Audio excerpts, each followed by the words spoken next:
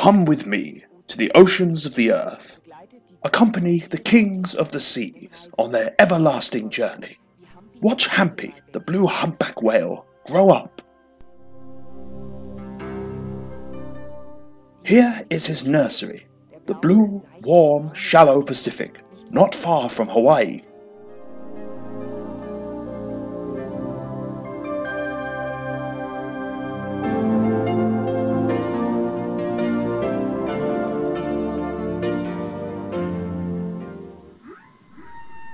It has been 3 months since Hampie was born here in the warm water. His mother immediately pushed him to the surface, where he took his first breath. It took a while for his respiratory organs to develop to such an extent that he no longer had to be kept afloat by his mother with her huge white fins. He would have drowned underwater. Whales may look like fish and live like fish in the water, but they're mammals like you and me. Now, I'm still little, but just you wait. In a few months you won't be able to tell me apart from the others, Hampie proudly explains to the boxfish. Come on, you show-off, quit the lying. It'll take at least 3 years before you're as big as your mother. The moraine teases him. She's 60 feet long, she told me, says the boxfish. Hampie looks offended. And besides, you can't even feed yourself, laughs the barracudas. You're still suckling. I mean, every day you get 22 gallons of fat milk from your mother. Milk? Utter claptrap, grumbles the boxfish. but Says Hampie's mother, arriving and coming to Hampie's aid. that will soon be over. Make sure that you finally learn to breathe properly and learn to dive very deeply so that you can get your big mouth full. You can't just somersault down there all the time. She's right. Agrees the moraine. Hampie also knows that he still has a lot to learn, but he is still very much attached to his mother. Don't be too rough now. She warns him. And although Hampie knows from experience that he is risking a slap from his mother's fin, he just can't resist the fun. In and out, up and down, all around, over the mother, on top of her, and her tail fins make a wonderful slide.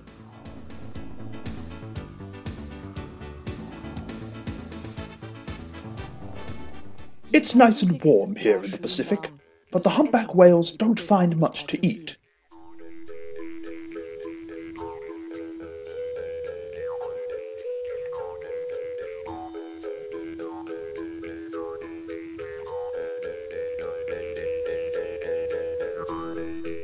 The pelicans, however, dine as if it were a 5-star restaurant, and so do the close relatives of the humpback whales, the toothed whales. Stay away from me. Scolds the defensive giant octopus when the killer whale tries to pounce on him. The skates also skate off as quickly as possible. Although the killer whale is quite small, it has teeth, and is a dangerous predator that does not stop at the babies of larger whale species. Hampie had better watch where he swims. Hampie is always hungry, I know it does seem a bit unfair, his mother tells him.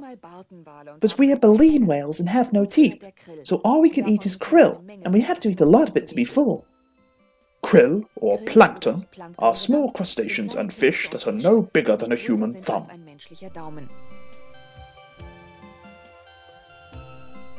The whales have mouths full of this krill, which lives in shoals.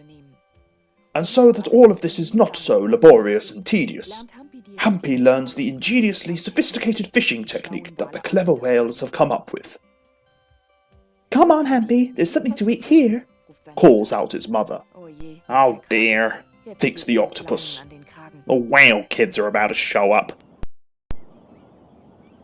So, be careful, diving depth 65 feet.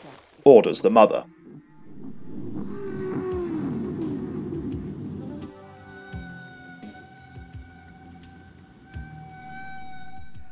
And then, propel yourself. Turn, turn, turn and exhale. The swarm of krill is automatically captured in a network of air bubbles that arise when he exhales. When surfacing in the middle of the bubble network, only the mouth has to be opened.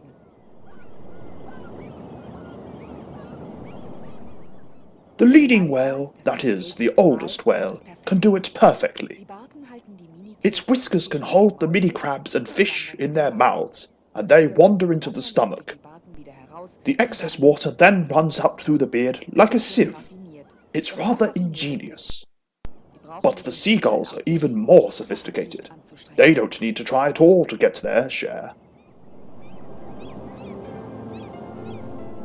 And so, another day in the colourful underwater world comes to an end.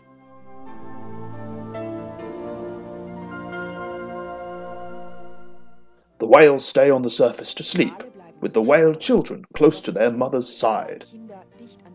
They look like islands, the huge bodies, head and tail underwater, only the back showing. Hampie's eyes also close, and he is gently lulled to sleep by his mother's whale song lullabies.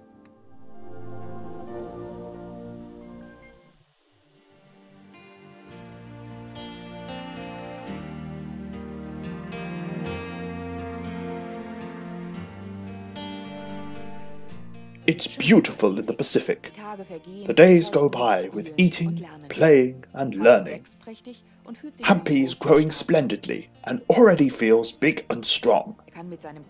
He can surf and sail with his body and can jump and turn almost perfectly. He can dive almost 1,150 feet and stay underwater for almost half an hour. Look at old Hampie, he's doing really well, says the lionfish. but he can't stay underwater for as long as we do, Says the coralfish. Once his breath is exhausted, Hampie emerges and exhales through his spout. When many whales are doing this at the same time, it looks like many, many fountains.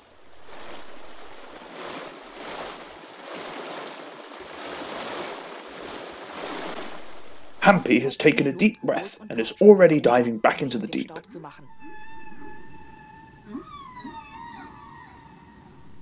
His mother admonishes him. Stay close and be careful not to hit your nose again. Come on, Mom, I'll be alright, Reassures Hampie.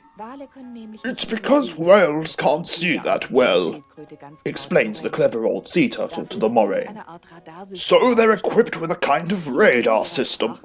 Many tones of their language are used to echo off of obstacles, and an experienced whale then knows exactly where that obstacle is. Hampie's echolocation system, however, isn't exactly the most developed, so he can't detect everything around while he's playing. Fortunately, the worst he's gotten is a few minor scratches on his front. After his romp, Hampie always likes to swim to the oldest whale in the herd, who always has exciting stories to tell. Oh, sorry, whales don't tell, they sing. And the humpback whales are the master singers among marine mammals. In the past, yes, says the old whale. There were hundreds of thousands of us scattered over all the seas in the world, until people discovered what they could do to us when we were dead. And that's why they started to hunt us down mercilessly, our fountains showing them exactly where to look and where to hunt. Many men came in small boats armed with harpoons, which, if we were lucky, would only graze us and leave minor flesh wounds. That was in Moby Dick's time. After all, many of us were able to escape because people often didn't have enough muscle strength to strike us fatally. Thanks to our physical strength, we were able to defend ourselves and strike back against our pint-sized oppressors. But it got worse. People built bigger and bigger ships, and at some point they started making machines that could shoot harpoons automatically. The sea was red with our blood. And so today, all that remains are just 10,000 members of our large humpback whale family. So what now? Hampie wants to know. The old whale sighs. Allegedly, the people have now decided to place us whales under species protection. That probably means that they are no longer allowed to hunt us. Is that so? Asks one of the dolphins, who also likes to listen to the old whale. Thought you'd know all this stuff by now. I mean, who can say? I'm not even sure that they'll listen to themselves with how two-faced they can be. The old man sighs. He swims away, grumbling. Frightened and with an uneasy stomach, Hampie returns to his mother. Is it true what the old whale said? He asks her, If people keep their promise, there is no danger of us being hunted or killed, says his mother. but we have to be careful, especially on our big trip to the Arctic Ocean, to the krill swarms and the herring banks. Won't be long now, Hampie. The warm Pacific is a great place to be born, but in order to stay fit and to get really big and strong, the whales move to the cold Arctic Sea every year, which is supposed to be teeming with delicacies. All the herd cannot stop singing about it. And now the time has come. It's time to set off. Attention, commands the lead whale. Formation ready to go. 3,000 miles north. Stay together. We'll take a break in Bermuda and then we should be in the Arctic in a month. Hampie hears the command tone from his home and bids farewell to his friends.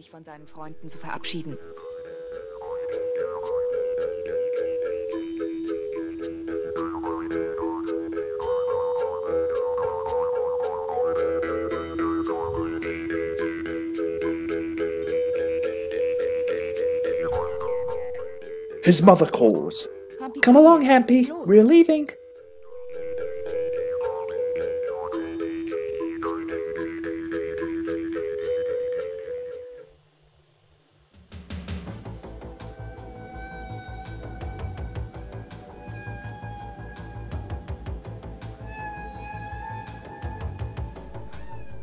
Such a trip really is exciting.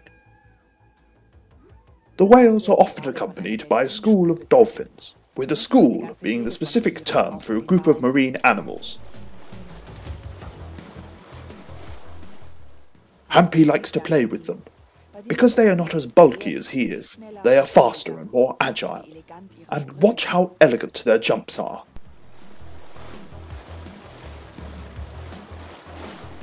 Then, suddenly, Watch out, Hampie, a net! calls out Hampie's mother, who has brushed certain material with her fin. Hampie escapes just in time. He almost got swept up like tuna. For him, he had no warning about this invisible plastic net he has encountered. The other whale's echolocation helped them detect the mesh.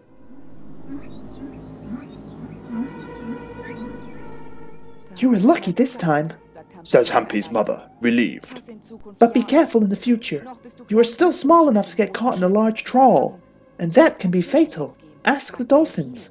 The dolphins nod, because all too often it has happened that one of the herd gets caught in such a huge net, can't free himself from it and has to drown. Hampie promises to be wary, but he soon forgets about the warning and wanders off to discover.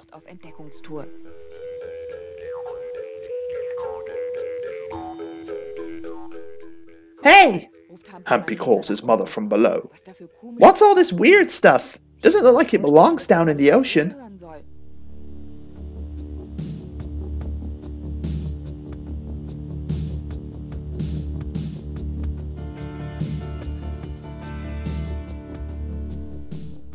His mother comes down, outraged. Says his mother angrily. The humans seem to think that our home is their new waste dump. They'd probably run out of room already on land. Disgusting! Hampie thinks out loud. Yeah, Agrees the lionfish. every day something new falls to the ocean floor. If I didn't know better, I'd say the humans are planning to move down here. Come on, Hampie, I don't want you touching that stuff. Calls out the whale's mother.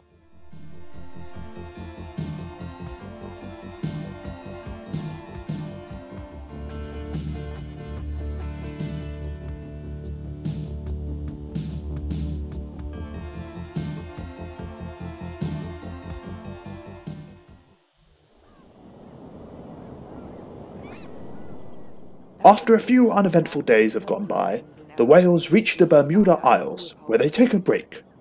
Even Hampie, normally the adventurous type, is taking it easy. He swings comfortably on his back, watching the seagulls and the pelicans diving. I'd like to take a swing or two at a human. The dolphin begins a conversation. Why can't they leave us in our homes in peace?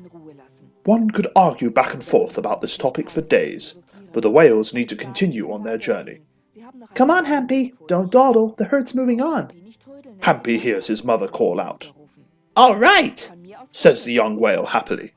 I can't wait to see the Arctic. He does a flip with exuberance.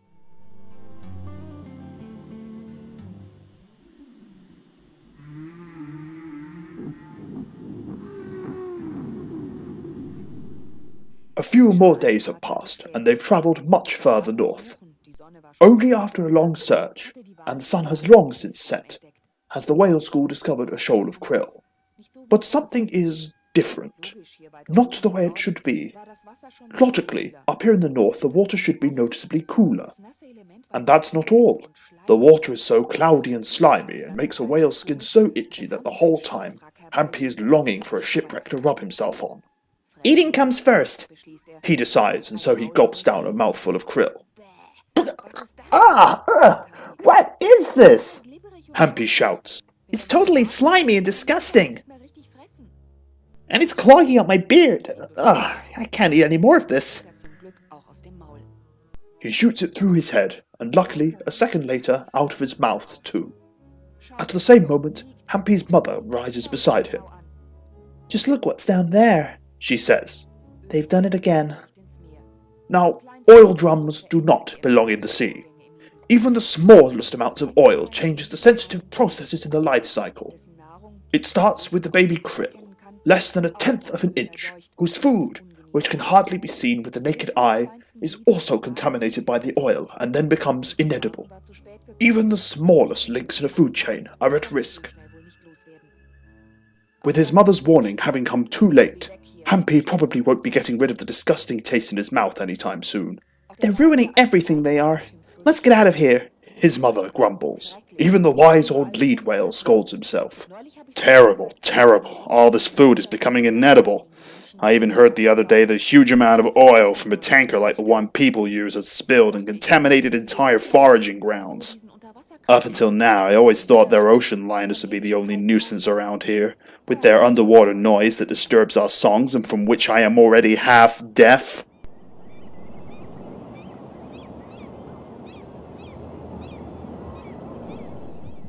With their stomachs staying empty, the whales move on in frustration. But Hampie is not that easy to settle down, and despite numerous hunger pains, nothing is as much fun for him than frolicking around and sticking his nose into everything. Be careful, Says the dolphin, who often accompanies Hampie. Why? What's wrong? Hampie is cut off. A large black shadow covers him. It is a boat hull obstructing his path. Hampie immediately thinks of the stories of the whalers, harpoons, blood, and death. A whaler, Whispers Hampie. We gotta be very quiet, because my mother told me that people with devices called echo sounders not only track schools of fish they want to capture, but also locate whale song. Yeah, I've heard, Whispers the dolphin. so you mustn't make any sudden noise that those dreadful machines could pick up. Hampie's mother has also seen the boat, and is startled because she can't see her son anywhere. But she realizes that it's just a research ship, and that Hampie is in no danger. Everything is fine. Calls out Hampie's mother. Don't panic and don't freak out. It's just a research ship. Hampie swims to his mother's side as fast as he can.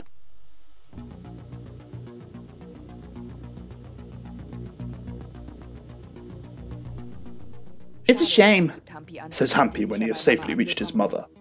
I was just about to tip the boat over in one fell swoop, like Moby Dick used to do. The dolphins have a laugh. Ah well, Laughs Hampie's mother too. we all know you could have done that. She winks at the dolphins.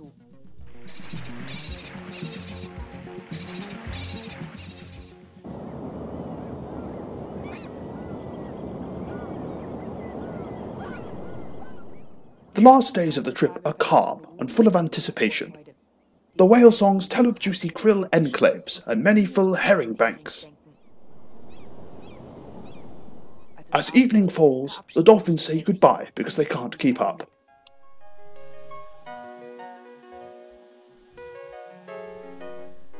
but the whales move on near the coast. Hampie counts the weird things on land that can soar and blow as high in the air as he can. These are oil refineries and factories that do not bring any benefit to his living space. Hampie is amazed.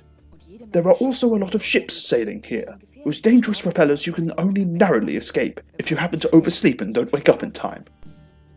Hampie can't understand how the other whales can sleep now. He is very much excited, but his stomach is growling terribly. Mom, when will we finally be there? He asks his mother. Just have a little patience, we'll be there tomorrow. Now go to sleep. And although Hampie never thought it was possible, he also falls asleep.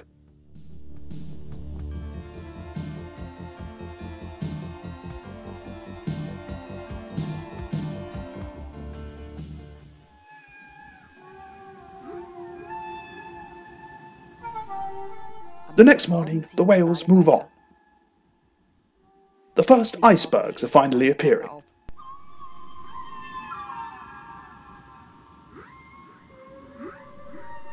There is movement in the group. Hampie hears the calls, krill in sight all around. It's practically an all-you-can-eat buffet.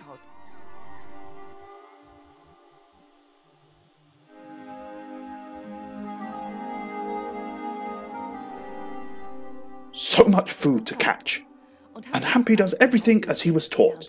Nothing stands in the way of his mighty jaw.